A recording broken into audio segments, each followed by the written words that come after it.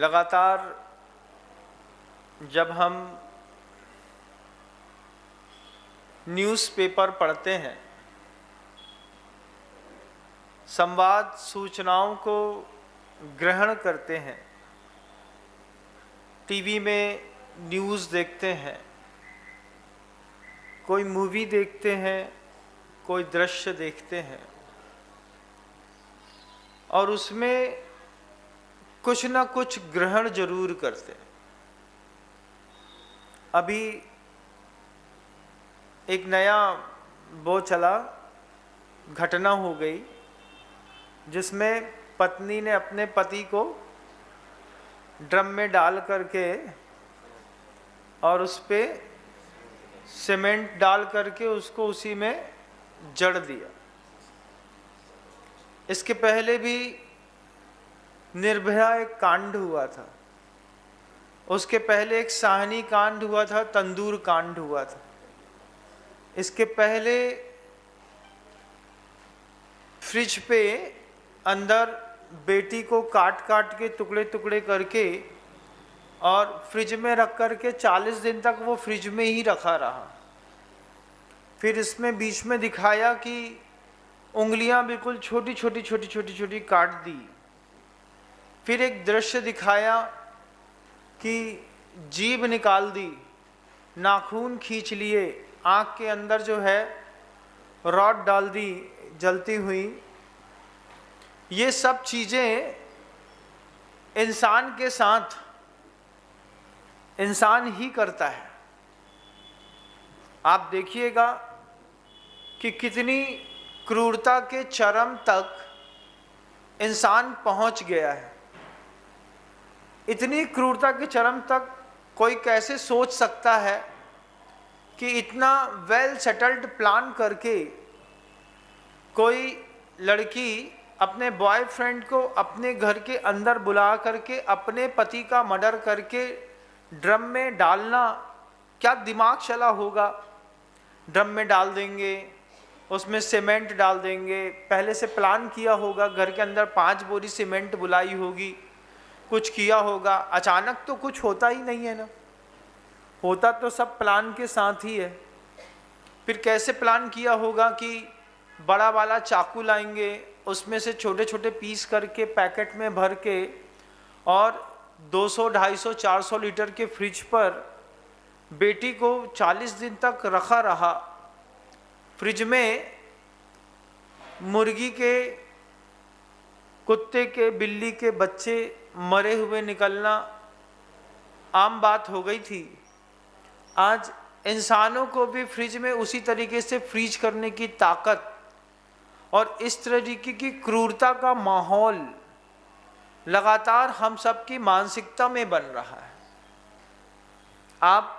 आपकी बच्ची बहुत अच्छी है, उसको किसी प्रकार की कोई प्रॉब्लम नहीं है। आपने देखा ना कि अच्छे घर की बच्ची बाहर निकलती है, रोड में लोग उसको छेड़ते हैं। जिनकी 12, 15, 20 साल की बेटियां हैं और सालीन हैं, उनको आज भी ये चीज़ नज़रों में सरवाइव करनी पड़ती होगी। पहले तो बेटियां आंख नीची करके निकलती थी तो दुनिया भर की आंखें उसको देखती थीं। आज लड़की गॉगल पहन करके निकलती है तो भी दुनिया उसको देखती है, वो भी दुनिया को देखती है। मैं आपको उस तरह पर ध्यान आकर्षण कराना चाहता हूं कि कितनी क्रूरता लोगों के दिमाग में हावी होती चली जा रही है। आदमी रोज एक नया, किसी को मारने का प्लान करने का एक नया तरीका निकालता है और वे नए नए तरीके प्रतिदिन हम न्यूज़पेपर में पढ़ते हैं, हम क्राइम की और भी दूसरी बुक्स में पढ़ते हैं। इसके अलावा हम न्यूज़ में देखते हैं और भी बहुत सारे संसाधन उपलब्ध हैं। फिर वो प्रश्न उठता है कि वो जो बच्चा इतना क्रूर हुआ, वो जो लड़की इतनी क्रूर हुई, वो जो कोई व्यक्ति में के अंदर इतनी क्रूरता आई, तो इतनी क्रूरता उस व्यक्ति के अंदर पे आई कहाँ से? क्या वो व्यक्ति या वो महिला या वो पुरुष क्या जन्मजात इतने ही क्रूर थे? इतने ही? किसी के साथ रहती होगी, कभी उसने भी चींटी बचाई होगी, कभी उसने भी चींटे को छोड़ा होगा, कभी उसने भी गाय की गौशाले में जाकर के चारा एक मुट्ठा खिलाया होगा, कभी न कभी तो उसके मन के अंदर दया भी रही होगी। लेकिन ऐसा क्या हो जाता है कि आदमी अपनी क्रूरता की सारी हदें पार कर देता है? सोचिए आप कि पूर्व में भी इस तरीके के कृत्य होते थे, जब व्यक्तियों को सूली पर चढ़ाया जाता था। फांसी पर चढ़ाना अलग वस्तु होती है, सूली पर चढ़ाना अलग वस्तु होती है। जैसे कील होता है, ऐसे नुकीला एक मोटा 3 इंच के डाइस एरिया का एक ऐसा मोटा खंबा होता है लोहे का। उसकी नोक सुई के जैसी शार्प रहती है और व्यक्ति के मल द्वार से उसके उस नोक के ऊपर उसको बैठा करके अच्छे से उसको दबा दिया जाता है। तो दबाने पर वो जो खंबा जैसा रहता है वो व्यक्ति के मल द्वार से घुस करके कहीं से भी फट करके ऐसा निकल जाता है, और इसको सूली कहते हैं। सूली में चढ़ा दिया। फांसी में लटकाना अलग वस्तु है, सूली में चढ़ाना अलग वस्तु है। तो उसमें व्यक्ति के मलद्वार से ही उसको उसमें बैठाते हैं और ऐसा दबाते हैं। दबाने पर कई बार वो गले की इधर से निकल जाता है, कई बार छाती से निकल जाता है, कभी बार हृदय को चोट देता हुआ बाहर खुल जाता है, और 2-2 दिन तक व्यक्ति उसमें तड़पता रहता है, मृत्यु नहीं आती। अत्यधिक विषाद के साथ, तड़पन के साथ वह वहाँ पे मृत्यु को प्राप्त होता है। ये जो क्रूरता है, आप देखिए कि ये आदमी आखिर सीख कहाँ से रहा है। मैंने देखा था एक बार वीडियो में, मतलब उसमें देख रहा था मैं, तो न्यूज़ चैनल चलते हैं ना, तो न्यूज़ चैनल में ट्रेन का एक्सीडेंट हो गया। तो ट्रेन के एक्सीडेंट हो जाने पर उसकी नैतिक जवाबदारी लेते हुए रेल मंत्री ने अपने मंत्री पद से इस्तीफा दे दिया। ऐसा आज भी सरकारों में होता है, जब कोई बहुत ज़्यादा करप्शन पकड़ लिया जाता है या फिर कुछ घटना हो जाती है, तो उस घटना की नैतिक जवाबदारी कोई ना कोई हेड ऑफ द डिपार्टमेंट लेता है। मान लीजिए कहीं पर बम ब्लास्ट हुआ, तो वो कोई ना कोई संगठन तो जवाबदारी लेता है ना। लश्कर-ए-तैयबा के आतंकियों ने जवाबदारी ले ली कि इसको ब्लास्ट को मैंने किया। ट्रेन का एक्सीडेंट हुआ, तो ट्रेन के एक्सीडेंट होने पर वो ट्रेन के जो मंत्री थे, मतलब रेल मंत्री था, वो तो अपने ऑफिस में बैठा था, उसकी तो कोई गलती नहीं थी, उसने तो कुछ भी नहीं किया था। वो चाहते थे कि दुनिया में सबसे अच्छी ट्रेनें चलें, इसलिए उसने मंत्री पद स्वीकार किया। लेकिन कलीग ने अगर कोई गलती करी है, अगर हमारे किसी कर्मचारी से कोई गलती हुई है, तो उसकी नैतिक जवाबदारी किसने ली? रेल मंत्री ने।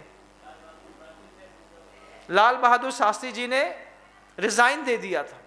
ऐसे और भी नेता हुए।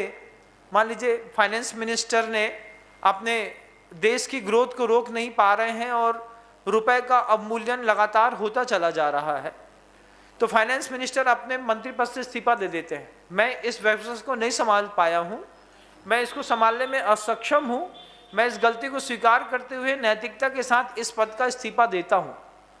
आखिर किसी न किसी घटना की जवाबदारी, गलती मैंने की या आपने की, लेकिन जवाबदारी किसी ने ली ना। उसने नैतिकता के साथ, उस जवाबदारी लेने के साथ साथ अपने मंत्री पद से इस्तीफा दे दिया। आज हमारे बेटे ने शराब पी, आज हमारा बेटा किसी के हाफ मर्डर के केस पे जेल के अंदर बंद है, आज हमारे बच्चा विचाराधीन कैदी है, सजा याफ्ता मुजरिम है, 14 साल की जेल काट रहा है, 7 साल की काट रहा है, 5 साल की काट रहा है। उसकी नैतिक जवाबदारी कौन लेगा? अगर हम ये कह दें कि बच्चे की गलती थी, बच्चा भोगेगा, यही बात फाइनेंस मिनिस्टर भी बोल सकते थे। रेलवे कर्मचारी की गलती थी, रेलवे चार्जर को हमने सस्पेंड कर दिया, ये अलग थी कि उसको सस्पेंड कर दिया, लेकिन जवाबदारी नैतिकता लेते हुए जब बड़े ओहदे के लोग अपने पद से इस्तीफा देते हैं, तब समझ में आता है कि तुम्हारे साथ, तुम्हारे ऊपर भी लोग डिपार्टमेंटल जवाबदार हैं। किसी की बच्ची ने अपने पति के टुकड़े टुकड़े करके ड्रम में भर करके सीमेंट डाल करके उसको पैक कर दिया, इसमें सिर्फ उस बच्ची जवाबदार है? उसकी बच्ची ही मात्र सजा की हकदार है कि उसके माता पिता भी हैं? बताइए क्या अंतर मन कहता है?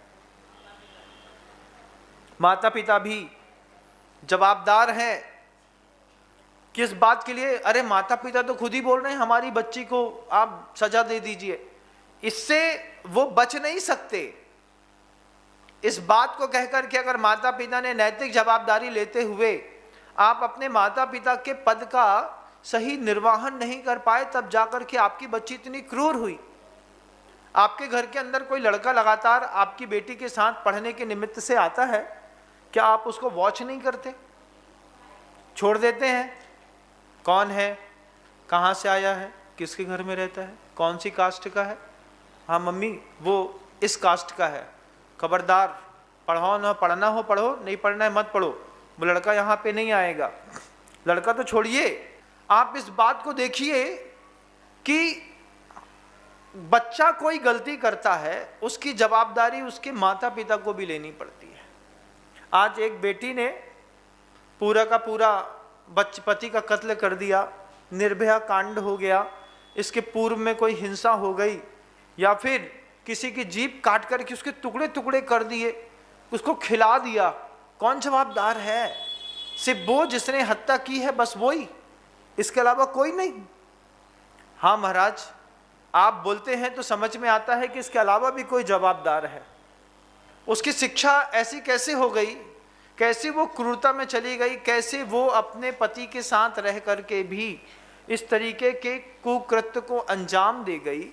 इसके पीछे माता पिता की भी बहुत बड़ी जवाबदारी होती है। आपको नैतिक रूप से उस पद से इस्तीफा देना होगा। समाज में कोई, समाज का व्यक्ति बिगड़ता है तो बिगड़ती हुई समाज में उसका गुरु जवाबदार होता है। आप अपने बच्चे के लिए कम जवाबदार हैं, आपके बिगड़ते हुए बच्चे के लिए आपसे ज़्यादा उसके गुरु, उसके माता पिता ये भी जवाबदार होते हैं कि तुम थे वहाँ पर, तुम्हारे रहते हुए वो कैसे बिगड़ गया। कोई पूछ बैठे आपसे कि तुम्हारे जैसा पिता पाने के बाद तुम्हारा लड़का जेल में कैसे बंद है? सागर की जेल में, उज्जैन की जेल में, इंदौर की जेल में, किसी भी जेल में एक बार विजिट करके आइए, देखिए 16 साल से लेकर के 26 साल तक के विचाराधीन कैदियों की संख्या कितनी है। एक बार देखो तो सही। दिन भर अपनी दुकान में कपड़ा काटने में, सामान बेचने में लगे रहते हैं। एक बार ये भी देखना जरूरी है, जिंदगी के डेवलपमेंट के लिए इस तरीके का विचार शक्ति भी बहुत जरूरी है।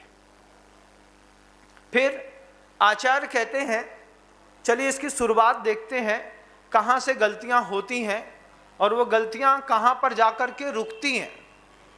जब हमारा आपका शरीर पहली बार बन रहा था, मतलब जब हम इस दुनिया में नहीं आए थे, जब हमने इस भौतिक शरीर को, पार्थिव शरीर को प्राप्त नहीं किया था, जब इसकी शुरुआत माँ के गर्भ में हो रही थी, जब उस माँ के गर्भ में पहली बार कोई जीव आया था, उस वक्त उस जीव ने सबसे पहले पुरुषार्थ किया था 6 पर्याप्तियां पूरी करने का। इस बात को थोड़ा ध्यान से समझने का प्रयास करते हैं। 6 पर्याप्तियां होती हैं, उन 6 पर्याप्तियों की स्वस्थिता आदमी को महान बनाती है। आचार्य वट्टिकेर स्वामी ने इस बात को कहा है कि जब हम पहली बार शुरुआत कर रहे थे अपने जीवन की ना, तो हमारे जीवन की शुरुआत में 6 पर्याप्तियां होती हैं। कोई भी जीव है, किसी और पर्याय से और गति से आकर के जब मनुष्य पर्याय में जन्म लेता है, तो प्रथम अंतर मुहूर्त में सबसे पहले जिस पर्याप्ति को पूरी करता है, उस पर्याप्ति की स्वस्थता का प्रमाण पत्र हमको आज भी निश्चित करना होगा। सबसे पहले कौन सी पर्याप्ति है? आहार पर्याप्ति। आहार पर्याप्ति का बहुत बड़ा खेल है। आज हम अपने घर के अंदर जो भोजन करते हैं उस भोजन में से आप खुद निश्चित करके बताइएगा कितना भोजन ऐसा है जो बाजार से रेडी टू ईट आता है और कितना भोजन है जो आप अपने घर के अंदर बनाते हैं। मन को, भावनाओं को, शरीर को भड़काने का सबसे पहला काम किसने किया है? कौन सी पर्याप्ति ने? आहार पर्याप्ति ने। और आहार पर्याप्ति में आज जितना जितना हम ऊंचा उठते हैं उतना उतना हम लेविश लिविंग स्टैंडर्ड को अडॉप्ट करते चले जाते हैं। एक जमाना था जब आपके घर के अंदर माँ दोपहर में बैठ करके सेव छांटती थी, होता था कि नहीं? आज होता है क्या? आज जो होता है, जो मोहल्ले में सबसे बढ़िया बेहतरीन जैन नमकीन सेंटर है वहां पे जा करके 2 किलो नमकीन दे देना यार।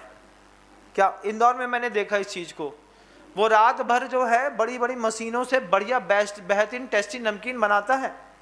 हमने छोटी सी गलती करी, अरे यार अब घर में क्या महिलाओं को परेशान करें, एक काम करते हैं बाजार से खरीद लेते हैं। अरे यार आधा किलो दाना पैक कर देना, 1 किलो भुजिया पैक कर देना, थोड़ा चिप्स दे देना, एक काम करना कलाकंद भी दे दो और काजू कतली भी दे दो, और क्या है, अरे बाबूजी ये लौंग लहसुन सेव बहुत बढ़िया बनाया है, हाँ यार वो भी आधा किलो 1 किलो पैक कर दो, 2 किलो दे दो, अच्छा दे दो, कितना हुआ? 800। फुर्सत हुए ना, टंटा खत्म। 800 रुपये खट खट खट खट खट कर गिना, उसने बना बनाया मटेरियल दिया, उस बने बनाए मटेरियल को लेकर के हम अपने घर के अंदर आ गए। 2 चीजें हो रही हैं, एक कला की हत्या हो रही है प्रतिदिन घर के अंदर। महिलाएं कुछ बनाना जानती थीं, अब उनकी मेमोरी में ये बात डिलीट हो रही है कि हमको ये बनाना है। अब हमने एक चीज़ फिक्स कर ली है कि घर के अंदर कोई मेहमान आएगा तो 80% आइटम हमारे घर के अंदर बाजार का रेडी टू ईट आता है। इस बात से नकार नहीं सकते हैं आप लोग। आप लोग को सबसे पहली चीज़ थी, भोजन सिर्फ शरीर में दर्द नहीं पैदा करता, भोजन आपके चरित्र को भी बिगाड़ता है। समय सार में मूलाचार में सबसे बड़ा प्रकरण भोजन शुद्धि का रखा, और आचार्यों ने क्या गजब की बात कही। आपने तो कभी ऐसा ध्यान भी नहीं दिया होगा, लेकिन देखिएगा कि प्रश्न खड़ा करिए अपने परिवार के अंदर कि आपके परिवार के अंदर कितनी बार भोजन करने की परंपरा है। कोई नियम कॉन्स्टिट्यूशन होना चाहिए। होटल नहीं है घर का चौका, घर के चौके का हमारे यहाँ का नियम है। हमारे यहाँ सुबह नाश्ता मिलता है, बहुत अच्छी बात है। माँ ने पोहा गलाया, पोहा गला करके आपको पोहा बना दिया। घर के अंदर जब मैं था मुझे याद है कि पोहा मिलता था, हलवा मिलता था, मम्मी हलवा दे देती थी, उसमें एक सड़ा हुआ नींबू का खट्टा वाला अचार रहता था। खट्टे अचार के साथ मीठा बढ़िया हलवा और उसके साथ थोड़े सेब और पोहा, उसमें 1 मिर्ची और थोड़ा बहुत नींबू निचोड़ा, ये हमारा ब्रेकफास्ट हो गया। ठीक बात है, कोई दिक्कत नहीं। आपने अपने घर के अंदर ब्रेकफास्ट लिया, उसके बाद दूसरी बार भोजन मिलता था 11 बजे, 10-11 बजे जो है पूरा खाना मिलता है। इसके बाद सीधे भूख लगती थी शाम को 5 बजे। 10 बजे सुबह खा लिया है तो शाम को 5 बजे खा लेंगे। शाम को 5 बजे फिर भरपेट भोजन किया तो फिर उस भोजन के बाद कुछ ही चीज़ की अपेक्षा नहीं रहती। 5 बजे भोजन किया है तो सूर्यास्त मतलब अंधेरा होने से पहले आपको एक बार जम के प्यास लगेगी, तो बैठ करके आराम से 1 जग पानी 1.5 जग पानी पिया और दिन पूरा हो गया। आज स्थिति ऐसी तो नहीं है, आज स्थिति तो बिल्कुल अजूबी है। क्यों? हमने अपने घर के चौके के संविधान में इस बात की निश्चितता नहीं करी कि हमारे घर में कितनी समय कितनी बार भोजन दिया जाएगा। तो आपका चौका जो है वो कंफर्टेबल हो गया। सुबह जो है आपने अपने बच्चे को पोहा दिया, बच्चा पोहा खा के घर से निकला, रोड में खड़ा होकर के 2 समोसे खाए, वहाँ पर फिर एक चाय, क्योंकि रोड में खड़े होकर के उल्टे तरीके से चाय पीने का अलग ही आनंद है। उसमें ऐसा लगता है जैसे हमारी इज्जत बहुत बढ़ गई है, रुबाब दिखाई देता है। फिर बच्चे ने जब पहली बार गुटखा खाया या फिर आपने अपने बच्चे की पैंट में पहली बार गुटखा चेक किया कि हमारे बच्चे के पैंट में राष्ट्रीय रखा है, माणिक चंद रखा है, कुछ भी रखा है, तो आपने उसको टोका नहीं ना। क्या बोला? अरे यार लड़का बड़ो हो रहा है, आज ना सीखे तो कब सीखे, है ना। ये बात कह करके आपने अपने बच्चे को थोड़ी सी छूट दी। देखिएगा आहार पर्याप्ति दूषित होती चली गई। घर के अंदर मुझे याद है, अगर चाचा ने हमको फुल्की खाते ठेला में देख लिया, घर में घुसने पर दहशत रहती थी। किस बात की? अब पड़ेगी। और घर दुकान में कहीं भी पहुंच जाओ, घर पहुंच जाओ तो वही चाचा, दुकान पहुंच जाओ तो वही। एक साथ मैं सोचता था इतनी जल्दी दोनों जगह कैसे दिख गई है। और कोई भी बैठा हो घर के अंदर, दे धमाधम 2 3 4 चांटे। जे नवाब साहब जे बड़े हो गए, जे बाजार में फुल्की खा रहे थे, अपने घर में खाबे को फांका पड़ गए। ऐसा टॉन्ट मारा जाता था, बाजार की कचौड़ी नहीं खा सकते, चाहे वो भले ही धर्मेंद्र भैया की हो, स्वास्थ्य के लिए हानिकारक है।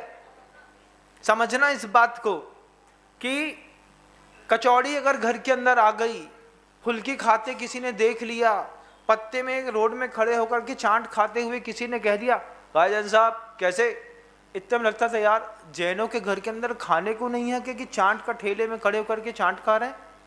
और फिर अगर किसी ने घर में दुकान में जाकर के पापा से कह दिया, कहे भैया तुम बड़ा चाट खा रहे हो यार, पैसा वाले होगा वह, नहीं थोड़े बड़ो तो होगा वह, इतना कह के बे तो बोल के चले गए। अपने तो अच्छे सुटरंजन हुए, इतने लाल, इतने पीला, इतने टमाटर। फिर मम्मी सेफ जोन में एक ही चीज़ दिखती है ना, माँ, फिर वो बचाती थी, अरे हो छोटू सो तो है, बच्चा है, गलती का हो जाता है, होगी इच्छा हो जाती तो हम बेटा हम बना दे कर हैं, तुम हमें बोल दे करो हम बना दे कर हैं। इस तरीके से घर में बड़े हुए हम लोग, इस तरीके से। आज वो तरीका नहीं है। तो वो जो आपके चरित्र में क्रूरता आई है, उस चरित्र की क्रूरता का सबसे पहला साधन था आहार पर्याप्ति। आहार पर्याप्ति में आप चूंकि पैसा कमाने लगे, चूंकि आपके घर के अंदर स्टैंडर्ड बढ़ता रहा, दिमाग तो बड़ा नहीं रहे तो बुच्च के बुच्च, लेकिन पैसा बढ़ गया महाराज। अब पैसा बढ़ जाने पर हम क्या करें, हमारे घर में दुकान में, किराना दुकान में जितनी चीज़ें बिकती थीं उतनी चीज़ें हमने अपने घर में यूज़ करना भी शुरू कर दी। तो आज जितने भी सफल लोग होते हैं उनके घर के अंदर आप जाइएगा तो डाइनिंग टेबल पर आपको टमाटर सॉस का, केचप का एक बॉटल जरूर मिलेगा, फिर उसके साथ चिली सॉस का भी एक वहीं पर एक मिलेगा। कुछ भी खाओ, टमाटर सॉस और चिली सॉस तो मिल ही जाएगा। फ्रिज खोलिएगा तो गर्मी का सीजन है, गर्मी के सीजन में आपको 2.5 लीटर की कोको कोला की बोतल मिलेगी, लिम्का मिल सकता है, इसके अलावा दूसरी कोई और भी फ्रूटी का पैकेट मिल सकता है। जबकि महिला की जवाबदारी थी अपने परिवार को बिगड़ने नहीं देना। कच्चा आम उसी में पका आम दोनों एक साथ मिलाया, उसको पतला किया, थोड़ा शक्कर मिलाई, थोड़ा प्रॉपर तरीके से उबाला और उसमें थोड़ा सा कलर दे करके सामने रखा तो बच्चे को बिल्कुल फ्रूटी का टेस्ट आता है।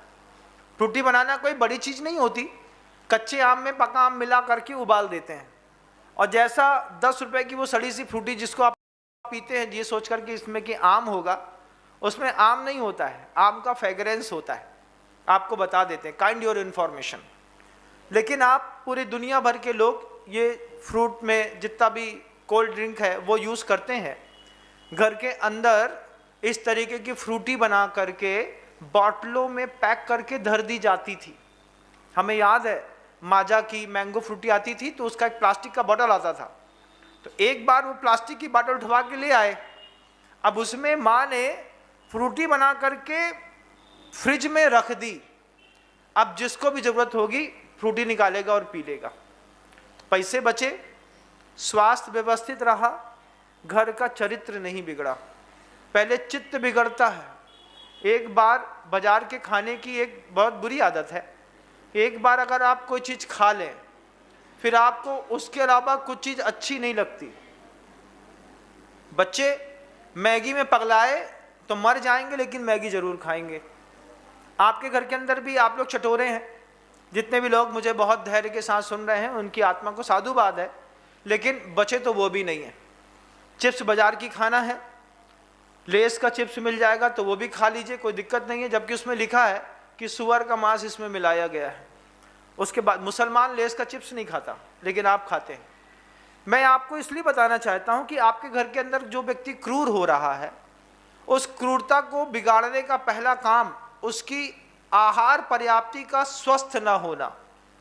स्वस्थ शब्द अपने आप में बड़ा जबरदस्त है। स्था धातु जो है वो रुकने के अर्थ में है, और स्था धातु में स्व शब्द लगाया, मतलब अपने आप में तुम्हारा आहार रुका हुआ है कि नहीं। तुमको तुम्हारे घर के अंदर ऐसा भोजन भी नहीं मिलता कि तुम अपने घर के भोजन से संतुष्ट हो जाओ। मां इतनी जानदार थी जमाने की, वे जानते थे जब बच्चा 2-3 दिन में बहक जाएंगे। 2 दिन में, एक दिन फुल्की बना दी, दूसरे दिन दोपहर में डोसा बना दिया। कभी बुआ रहती थी तो बुआ ने वहीं पर जो है कभी कुछ और पूड़ी तल दी, कभी वो चूड़ा बना दिया, कभी उत्पम बना दिया, कभी कुछ बना दिया। तो जितनी भी बुआ रहती थी घर के अंदर, वो महिलाएं बहनें जिनके विवाह नहीं हुए हैं, बुआ के ऊपर बड़ी जवाबदारी रहती थी। वो घर में साफ सफाई सबसे ज़्यादा कौन करती है बताओ? वही बेटी करती है जिसका भी विवाह नहीं हुआ है। घर में सिर्फ साफ सफाई की जवाबदारी नहीं, किस व्यक्ति की मानसिकता कैसी है इसकी जानकारी भी उसी को रहती थी। उसको भी कंट्रोल करने का काम बुआ का रहता था। बुआ मिली, अब बुआ तो बुआ होती है, उसको प्रैक्टिकल करना रहता था। उसने ढोकला बनाए, ट्राई बॉल, बेटा खा के देखो कैसे बनो है। अब हमने खाया और बोल दिया बुआ 1 नंबर बना है, फिर तो कहने ही क्या। फिर ढोकला ऐसा नहीं मिलता था। ढोकला जो मिलता था, ढोकला बनाने के बाद ढोकले को तलते थे। तलने के बाद कढ़ैया में जो नीचे चिपक जाता था ना, उसको खुरचते थे काला काला। फिर खुरचन खाने का जो मजा रहता था, वो मजा ढोकला खाने में नहीं आता था। बुआ से बोलते थे, बुआ ढोकला नहीं, वो नीचे का चूरा चूरा दे दो, चूरा चूरा चूरा चूरा। बुआ बोलती थी बेटा बड़ा बड़ा खा के देखो। अपना दिमाग काय में लौटता था चूरा चूरा खाने में। कितना चूरा, जितना चूरा रहता था उतना। एक बार तो हमने खुद ट्राई किया, ढोकले को ऐसे दबा के चूरा चूरा कर दिया। अब उसको खूब गर्मा किया, लेकिन वो वैसा नहीं होता था जैसा वैसे होता था। टेक्निक आती नहीं, लेकिन खाना चाहते हैं। जब आप इस तरीके का भोजन घर के अंदर करते थे, आपका संस्कार कुछ और रहता था। आज पता नहीं कहाँ की दाल है, कहाँ का बेसन है, बनाने वाले का हाथ कैसा है, भावनाएं कैसी हैं, किस चीज़ से बनाया है। बस टेस्ट से मतलब है, अच्छा दिख रहा है, बेहतरीन रवेदार, इसमें ईस्ट मिलाया है, इसमें किसी प्रकार का जैविक कोई पदार्थ मिलाया है, कोई इसमें कोई और पाउडर मिलाया है, क्या मिलाया है कोई फर्क नहीं पड़ता। इससे हमारे इमोशंस डैमेज होते हैं, हमारी बॉडी में एक्साइटमेंट बढ़ता है। शब्द को लीजिएगा, हमारे शरीर पे उत्तेजना बढ़ती है भोजन से। शरीर पे उत्तेजना बढ़ती है भोजन से, तो शरीर उत्तेजित होता है। उत्तेजित होने पर वो पाप कर्म के लिए अग्रसित होता है।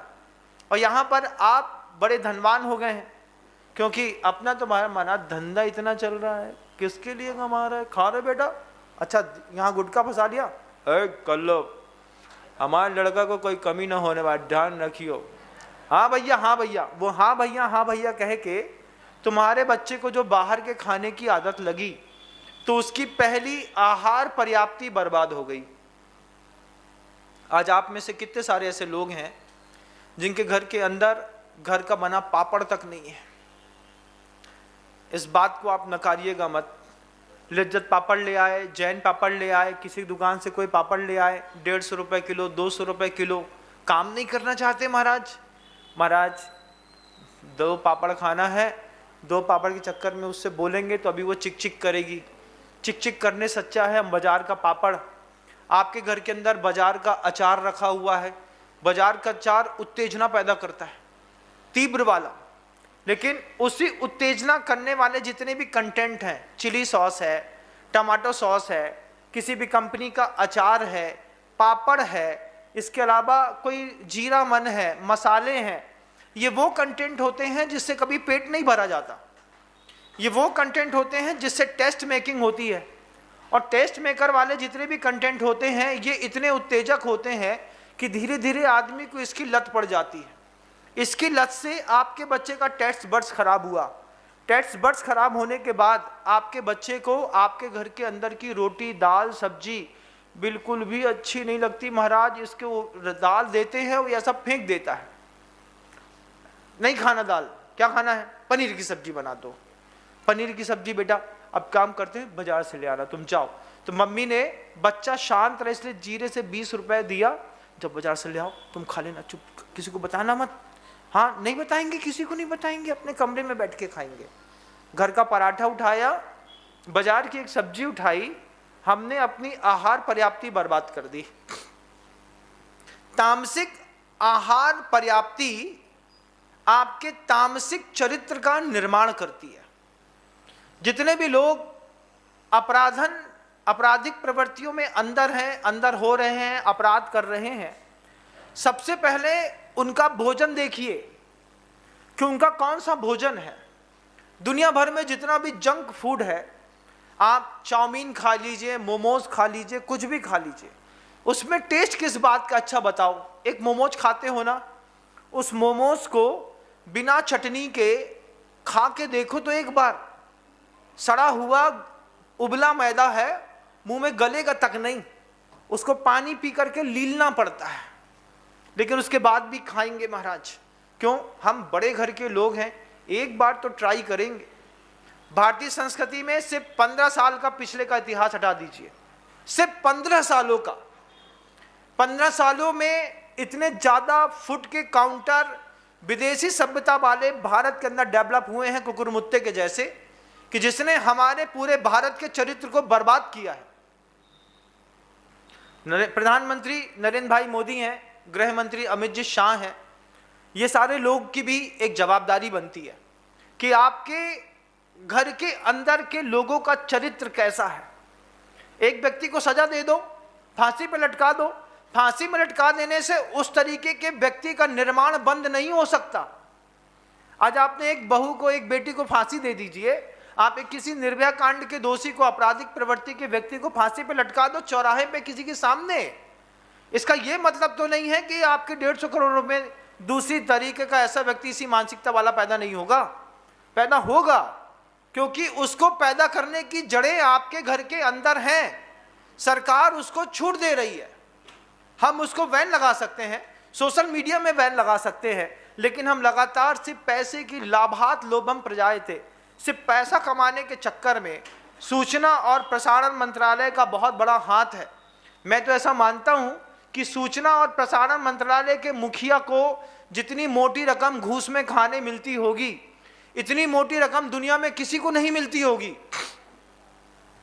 क्योंकि प्रसारण मंत्रालय की अनुमोदना के बिना कोई भी एड टीवी पर आ नहीं सकता, दूरदर्शन दिखा नहीं सकता। किसी भी ऐड को दिखाने से पहले कहीं ना कहीं उसको एथोराइज किया जाता है, कहीं पर उसका सर्टिफिकेट लगता है, उसका पैसा कहीं ना कहीं तो शिफ्ट होता होगा। तो जितना इस मंत्रालय में पैसा है, इतना दुनिया के किसी मंत्रालय में पैसा नहीं है। टेक्नोलॉजी है बंधुओं, मीडिया का जमाना है, जो दिखता है वो बिकता है, और जो बिकता है उसी के चक्कर में आदमी मरता है। आज आप अपने बच्चे की आहार पर्याप्ति व्यवस्थित नहीं रख पा रहे हैं। आपका बच्चा अगर क्रूर है, आक्रामक है, किसी बच्ची का रेप कर रहा है, बच्चा चोरी कर रहा है, हिंसा कर रहा है, उसमें उसके माता पिता जवाबदार हैं, उसमें उसका गुरु भी जवाबदार है। पहले ही प्राथमिक दशा में तो माता पिता जवाबदार हैं। क्यों? हम अपने बच्चे की टंग कंट्रोल नहीं कर पाए छोटी सी उम्र में, उसने जो मांगा वो दिया। छोटी सी उम्र में बाहर की कचौड़ी खाने की आदत डाल दी, चाउमीन खाने की आदत डाल दी, उसकी वो मैगी खाने की आदत डाल दी। घर के अंदर विश्वास मानिए कभी मैगी नहीं खाई मैंने, आज तक नहीं खाई। लोग मैगी के दीवाने जरूर रहे। जब कभी भी दुकान में मैगी बिकती थी, कार्टून के कार्टून लोग आते थे लेके खरीद जाते थे। कभी कहता था माँ से, बुआ से कहता था, छोटे से बच्चे थे, सबसे ज़्यादा लाड़ तो बुआ से मिलता है। 4 बुआ थी, चारों लाड़ करती थी। हाँ बेटा बुआ मैगी खानी है, हम घर में बना देंगे, तुम बाजार की नहीं लाना। क्या समझाते थे। फिर आटे को बढ़िया उसन करके सिमैया बनाई घर के अंदर, सिमैया बना करके मशीन घुमाई, सिमैया बनाई, सिमैया बना करके उसमें 4 अलग अलग फ्लेवर पैदा किए। सबसे छोटी बुआ ने उसको स्पाइसी बनाया, बड़ी बुआ ने उसकी खीर बना दी, फिर एक बुआ और थी, एक हाथ की बत्ती निकलती है, देखा है कभी?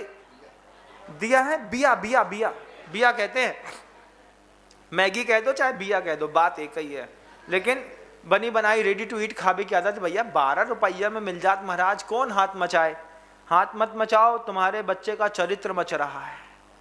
अगर आपके बच्चे के चरित्र को बचाना है तो सबसे पहली आपको आपके घर के अंदर की आहार पर्याप्ति में सजगता लानी पड़ेगी। आपको ये निश्चित करना पड़ेगा, एक बार जाकर के देखो तो सही कि कितनी सारी ऐसी चीजें हैं जो आपके घर के अंदर बनी बनाई बाजार से खरीद करके आप लाते हैं। घर के अंदर खुरमी बनती थी, खखड़िया बनती थी, पपड़िया बनती थी, और उसकी सौंधी सौंधी खुशबू से अपने आप मन लौट जाता था। आज आपके घर के अंदर जो है कितने सड़े तेल से बना हुआ कोई नमकीन आया है, बस उठा कर के लाए महाराज 70 रुपये किलो में, काय को इतना लफड़ा फंसाना? बिल्कुल नहीं फंसाना लफड़ा, तुम तो खाओ बाजार का। जब तुम्हारा बच्चा किसी रेप केस में फंस करके अंदर होगा, उसको निकालते निकालते निकालते जब जिंदगी के 40-50 लाख चले जाएंगे, तब ऐसा लगेगा काश गुरु की बात मान के घर के अंदर की भोजन व्यवस्था अपने हाथ में पकड़ी होती तो हमारी संतानें इस तरीके से बर्बाद नहीं होती। हम सफल थे, बहुत अच्छे लोग थे हम लोग। जब फुल्की खाता था ठेले पे और कोई मारता था तो बुरा लगता था। आज सोचता हूँ उम्र के इस पायदान पर पहुँच करके कम से कम हमको कोई देखता तो था कि ये क्या खा रहा है। आज तो हम अपने बच्चे को देखना तक पसंद नहीं करते कि ये क्या खा रहा है। अभी मैं इंदौर शहर में था, जिस धर्मशाला में ठहरा था तो पीछे बड़ी कांच की खिड़की थी। रोज रात को 1:30 बजे नियम से जोमेटो स्विगी का एक वेंडर आकर के उसके घर के अंदर एक पैकेट देता। एक आदमी आता, 600-700 रुपये उसको देता, वो चला जाता। मैं रोज देखता। हम कहते देखो ये खाने के लिए रात के 1:30 बजे नीचे उतरा है, 500-700 रुपये दिए हैं, पता नहीं क्या खा रहा होगा, क्या पी रहा होगा। आप पहले जवाबदार हैं। आपके बच्चे के चरित्र को बिगाड़ने के लिए सबसे पहली जवाबदारी उसके माता पिता की थी कि उसके माता पिता ने अपने घर के अंदर के रूल्स को कंट्रोल नहीं किया। आप घर के अंदर कंट्रोल्ड फायर करके रखते, कंट्रोल्ड फायर होता है, उसको दबा के रखा जाता है, हमारे घर के अंदर ये नहीं चलेगा। जब आप घर का एक बड़ा बुजुर्ग जब इस तरीके के आक्रामक होकर के बोलता है, उसके पीछे का उद्देश्य परिवार को संतुलित रखने का रहता है। घर के अंदर बाहर की चीज आई तो हमने खुद मना किया, भैया नहीं चलेगी। क्या मानते हैं आप? घर के अंदर कभी लहसुन नहीं आया, घर के अंदर कभी प्याज नहीं आई। जब कभी कोई मेहमान आते तो गिनती की 4 प्याज खरीद के लाते थे। उसकी चक्कू अलग रखी रहती थी, वो भी चौके में नहीं रह सकती, नहीं तो घर के भैया जी भोजन नहीं करेंगे। उस चक्कू से जिससे तुम लौकी बनाते हो उससे कभी प्याज नहीं बनाई। प्याज बनाने वाली चक्कू अलग रख देते थे। घर के अंदर गमला रहता था, मुझे आज भी याद है, गमले में बुआ प्याज की चक्कू उल्टी गपा देती थी तो मिट्टी जो थी वो प्याज की पूरी बदबू कैप्चर कर लेती थी और फिर उठा करके धो करके शाम को वहीं पे बाहर रख देती थी। जब कोई फूफा जी आए, कोई दूसरे कोई आए जिनके घर के अंदर इस तरीके का वातावरण नहीं है, फिर वही चक्कू से 4 प्याज बनाई, कढ़ैया निकाली, गरम किया, खिलाई। उसमें भी अगर घर के अंदर स्मेल महक गई तो घर में 4 लोगों का दिमाग खराब होता था। आज बेहतरीन गार्लिक का पेस्ट बुलाओ, उठा करके अपनी घर की कढ़ैया में डालो, टमाटर केचप के 5 लीटर का कैन बुला लो, उसी की प्यूरी बना लो, उसी में थोड़ा सा डालो मसालो और खिला दो। बच्चा आक्रामक नहीं होता। 14 साल 12 साल की बच्ची को मासिक धर्म होने लगा, इसके पीछे कौन जवाबदार है? 10 साल की बच्ची को है, 14 साल की बच्ची 19 साल की बच्ची की जैसी दिखने लगी। उसके साथ बेचारी छोटी सी है, उसका शरीर बढ़ गया, दिमाग नहीं बढ़ा, उसके साथ दुनिया बलात्कार कर दे, कौन जवाबदार है? एक बार जवाब दीजिएगा मुझे। आप सबसे पूछना चाहता हूं, वो 16 साल का बच्चा रेप केस में फंस करके अभी भोपाल में देख करके आया था, सगी बहन के साथ सेक्सुअल अटैचमेंट हुआ, बच्ची प्रेग्नेंट हो गई और उसका अबॉर्ट कराने के लिए सरकारी केस करना पड़ा। भले वो जैन समाज की नहीं थी, किसी और कास्ट की थी, लेकिन हुआ ना ऐसा। हमारे घर के अंदर बच्चे अबोध हैं, अबोध बच्चे किस तरीके की हरकत कर रहे हैं देख रहे हैं आप। क्या देख रहे हैं? सूचना और प्रसारण मंत्रालय तक ये बात पहुंचाई जाए। वेब सीरीज बनाने के लिए भारत सरकार ने जिस तरीके से छूट दी, लोग कहते हैं कि जब लोग देख रहे हैं तो हम क्यों ना दिखाएं। इस तरीके की मानसिकता क्या भोजन की अशुद्धि के कारण हमारे देश में पैदा नहीं हुई? हमारे देश की वसीहत में लिखा था, यत्र नार्यस्तु पूज्यन्ते रमन्ते तत्र देवता। यहां पर देवी दुर्गा की पूजा करने वाले लोगों के घर के अंदर 10,000 सेक्स वर्कर कलकत्ता की रेड लाइट एरिया में काम करता है। उसी भारत देश में, जिस भारत देश में यत्र नार्यस्तु पूज्यन्ते रमन्ते तत्र देवता कहते हैं, भगवती के, काली के, मां दुर्गा के, जगदम्बा के, भवतारिणी के मंदिर बनाने वाली सरकारें इस तरीके के चरित्र की हीनता के बारे में क्यों नहीं सोचती? और आप इसके विरोध में आवाज क्यों नहीं उठाते? क्या सिर्फ सब साधु करेगा? हम ही बस बुरे बनेंगे? हम ही बस बोलेंगे? लोग हमसे बोलेंगे विनम्र सागर को ज्यादा पड़ी है ना, क्योंकि हम भी जवाबदार हैं। अगर हम तुम्हारे घर की लगी आग नहीं बुझा पाए तो साधु भी जवाबदार है। मंत्री पद से जैसे फाइनेंस मिनिस्टर ने इस्तीफा दे दिया, रेल मंत्री ने इस्तीफा दे दिया, यहां कोई हमसे इस्तीफा तो नहीं मांगेगा, लेकिन आत्मा कचोटती है कि मेरे रहते, मुझ जैसे सफल साधु के रहते मेरे घर की समाज बिगड़ गई। धिक्कार है विनम्र सागर तुम्हारी वाणी पे कि तुम कुछ कर ना पाए।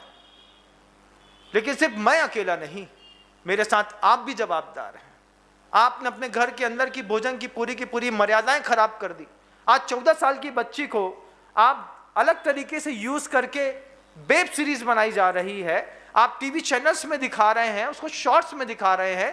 कॉन्वेंट स्कूल में लोगों ने इस बात को देश के अंदर इंप्लीमेंट किया कि 12वीं क्लास की बच्ची घुटने के ऊपर की फ्रॉक पहन करके स्कूल जाएगी और उसमें लेगी नहीं पहन सकते। इस तरीके की अश्लीलता का वातावरण इन कॉन्वेंट स्कूलों ने बनाया है। इसके लिए आवाज उठानी चाहिए। हमारे यहाँ की सभ्यता थी, बेटियां सलवार सूट पहन करके जाती थी, उसमें भी बेटी का जो सूट रहता था वो घुटने के नीचे तक पहुंच जाता था। कभी गलती से भी कहीं उठना बैठना पड़े तो मर्यादाएं सुव्यवस्थित रहती थी। आज हमारी कैसी मरी मजबूरी है कि हम अपनी जवान बेटी की साफ सुथरे शरीर को, उसमें भी फ्रॉक घुटने के ऊपर रहेगी, 4 इंच ऊपर ही रहना चाहिए, नीचे हो गया तो आफत है। लेगी नहीं पहन सकते भाई। ऐसी स्कूलों में हम अपने बच्चे पढ़ा रहे हैं और हम कहते हैं कि हम सफल हैं। हम सफल नहीं है। इससे बहुत अच्छी है ज्ञानोदय विद्यापीठ प्रतिभा स्थली विद्यालय जबलपुर, डोंगरगढ़, इंदौर, बहुत अच्छी है। सारा भोजन बनाना सिखाते हैं। सिर्फ 7 सब्जेक्ट नहीं बंधुओं, इसके अलावा पढ़ाई के साथ में स्कूल में क्या मिलता है ये मायने रखता है। घर के अंदर पढ़ाई के साथ बच्चे को क्या मिलता है, कैसा वातावरण मिलता है, कैसी चर्चाएं मिलती हैं, इससे विकास होता है। आपने अपनी आहार पर्याप्ति घर के अंदर बर्बाद करी है। इसमें सारे माता पिता दुनिया भर के अपराधी हैं। नैतिक पद से इस्तीफा देना सीखिए। हम अपने घर के अंदर इस बात का अपराध बोध है महाराज, हम इसका प्रायश्चित करेंगे। आप इसका प्रायश्चित करिए, संकल्प करिए कि खाने वाली जितने भी चीजें हैं हम घर के अंदर बनाने की प्रयास करेंगे तो एक और नया कार्यक्रम शुरू होगा। किसी नीच कुल के व्यक्ति ने बिना हाथ धोए पूरा भोजन बना करके आपके घर के अंदर भेज दिया है। सोचिए, जोमेटो स्विगी से जब भोजन आता है, नीचे मीट रखा है, उसके ऊपर आपने तला हुआ चावल बुलाया, एक ही डिब्बे में दोनों चीजें एक के ऊपर एक, पैकेट के ऊपर पैकेट रखा है, आपने बुलाया, आप खा गए। कैसे जैन हैं हम? हमारे यहाँ तो सकरे की व्यवस्था थी, हमारे यहाँ सिखाने की एक अच्छी मर्यादा थी। 3 दिन के बाद आदमी हाथ नहीं लगाता था। बासा हमारे घर के अंदर खाते नहीं थे, जूठा हाथ लगा दिया तो उस चीज को वहीं पे खत्म करना पड़ता था। फिनिश करो, खराब हो जाएगा। हमारे यहाँ सूक्ष्म जंतु विज्ञान था, हमारे यहाँ आहार की पवित्रता थी और आज भी आहार की पवित्रता है। इसलिए इस तरीके के कृत्य में आज तक एक भी जैन नहीं देखा गया।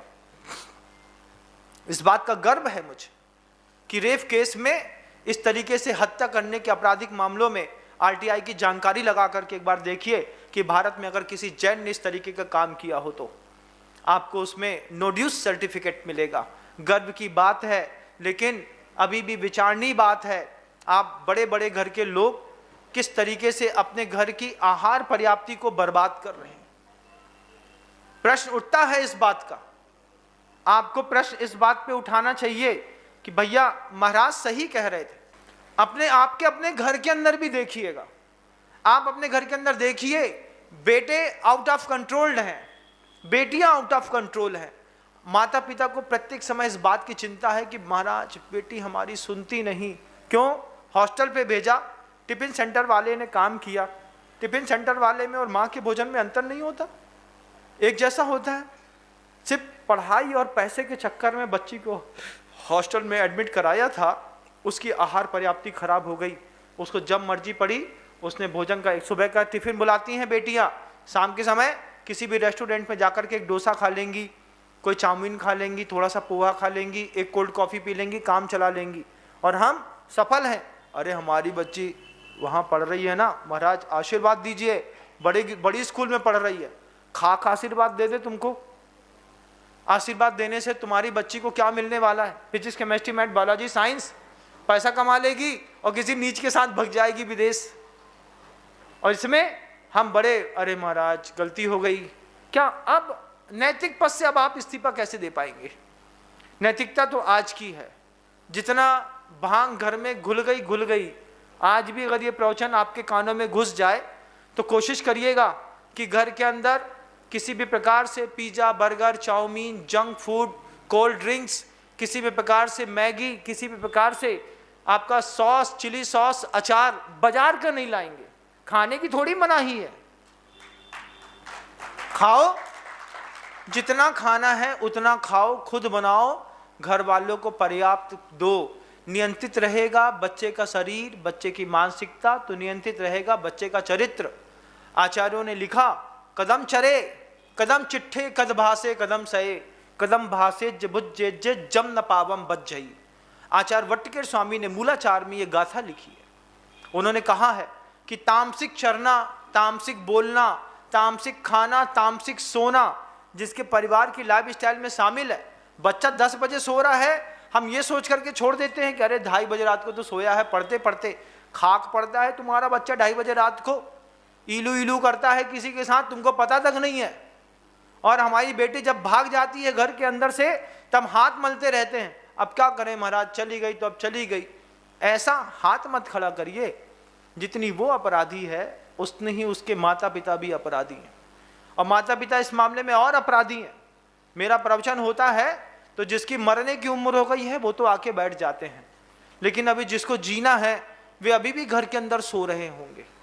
9:30 बजा है, यहाँ से घर जाओगे, घर जाने के बाद उसको उठाओगे और बोलोगे उठो तुम्हारी चाय गरम कर देते हैं, उठो तुम्हारी चाय गरम कर देते हैं। बच्चा उठा, ऐसे ब्रश कर रहा होगा और वहाँ पर काम कर रहा, उसको उठा देते थोड़ा सा।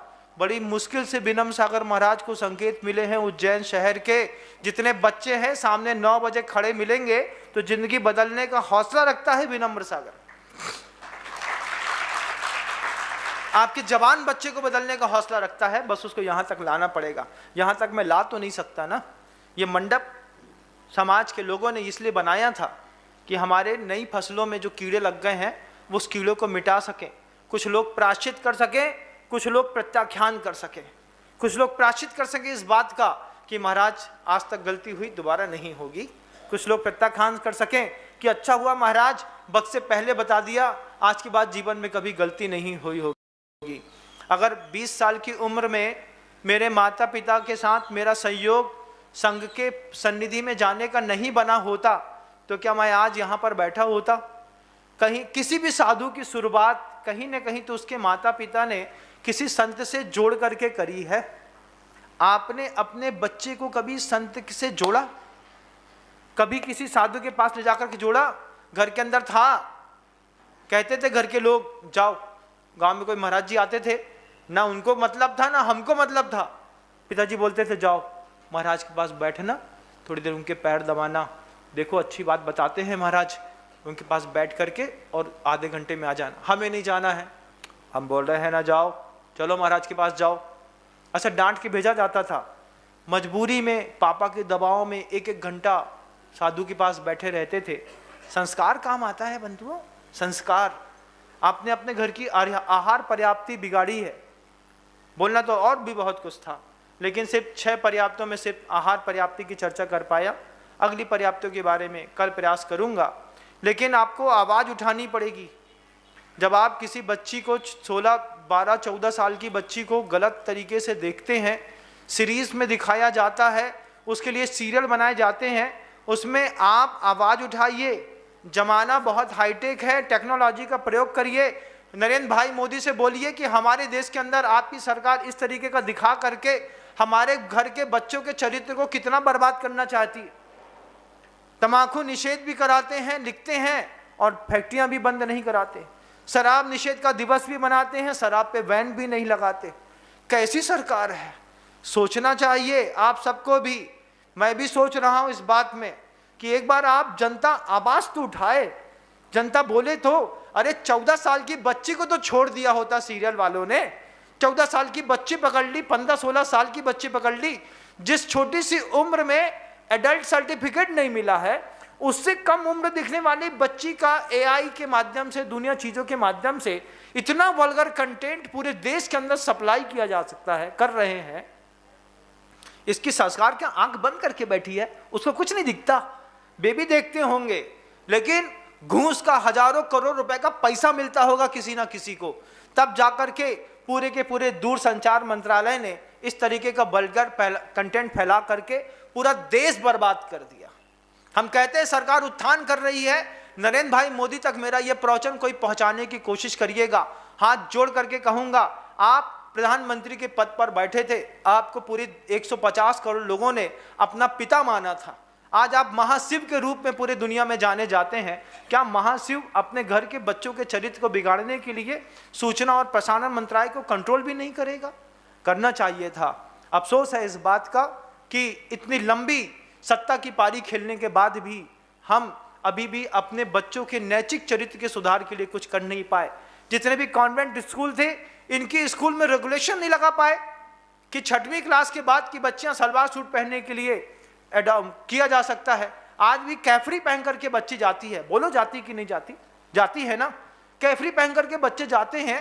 क्या वो नग्नता घर के अंदर को एजुकेशन में रहने वाले बच्चों को परेशान नहीं करती होगी? क्यों नहीं करती होगी? सब कुछ करती होगी। इसके बारे में किसी को तो नैतिकता की जवाबदारी लेनी चाहिए। जब फाइनेंस मिनिस्टर इस्तीफा दे सकते हैं, जब रेलवे का मिनिस्टर इस्तीफा दे सकता है, तो एक चारित्र के मिनिस्टर को भी फिर उससे इस्तीफा की मांग करिए, और नहीं तो प्रार्थना करिए कि आपका यह जीवन काल और यशस्वी रहे। हम तो चाहते हैं कि जो भारत के प्रधानमंत्री हैं अगले 100 साल तक भारत के प्रधानमंत्रित्व का निर्वहन करें, लेकिन कम से कम बच्चों के चरित्र के निर्माण के लिए इन छोटी छोटी बातों पर भी एक गहरी दृष्टि डाले।